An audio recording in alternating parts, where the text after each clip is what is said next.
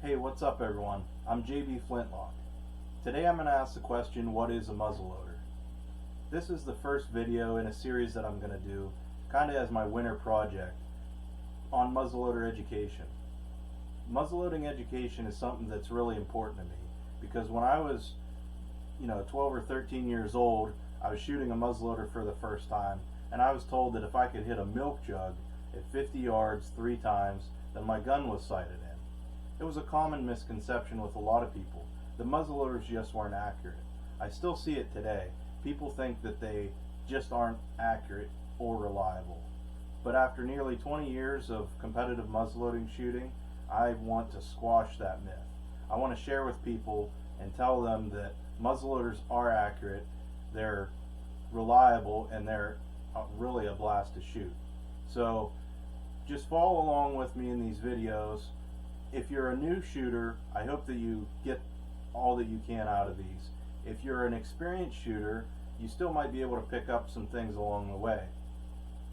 But most importantly, share these videos with people that are maybe just interested in muzzleloading or just getting started. I feel that's the best way to learn. I wish I would have had something like YouTube years ago when I started out. But anyhow, back to my question, what is a muzzleloader? So a muzzleloader simply means a gun that loads from the muzzle. That's all. It doesn't tell you a lot about the ignition, the size of the gun, the caliber, whether it's rifle or smoothbore. It doesn't give you a lot of information. Muzzleloading is a pretty broad term. On my channel, we're going to talk about 2 types, flintlock and percussion. Percussion being the first one that I'm going to touch on briefly.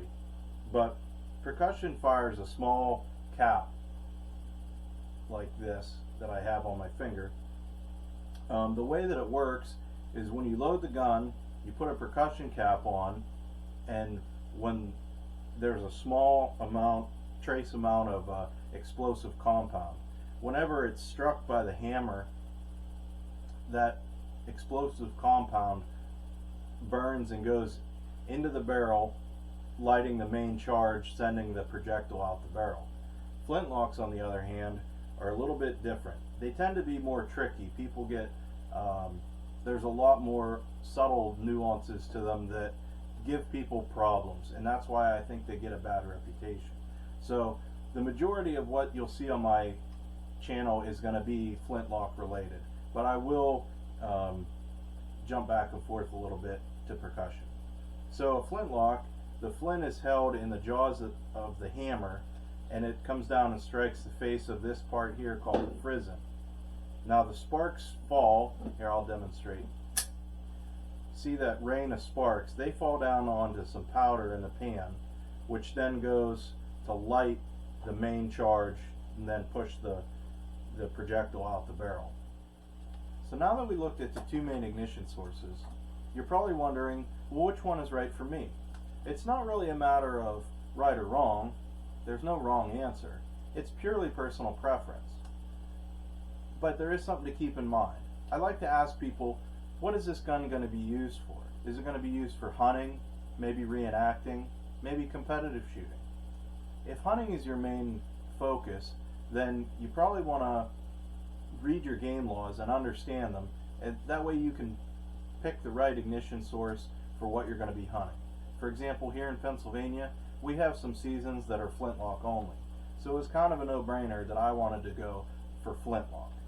But, like I say, if reenacting is more your cup of tea, then you want to pick, obviously an ignition source that is correct for the time period that you're trying to reenact. If competitive shooting is what you want to get into, then it really doesn't matter, because there's guys out there that shoot really well with either ignition source. So you're not disadvantaged by shooting a flintlock. But we're going to cover more of this as we get into later videos, and I'm going to keep this theme going of, is this what is right for me? Because I feel like that's an important question to constantly ask as we cover all this stuff. What's right for me? So anyhow, as always, I want to encourage you to subscribe to my channel so you can see all the upcoming videos. as well as share this on social media. Try and get the word out there, especially to, you know, to lift up the sport. So I appreciate your view, and safe shooting.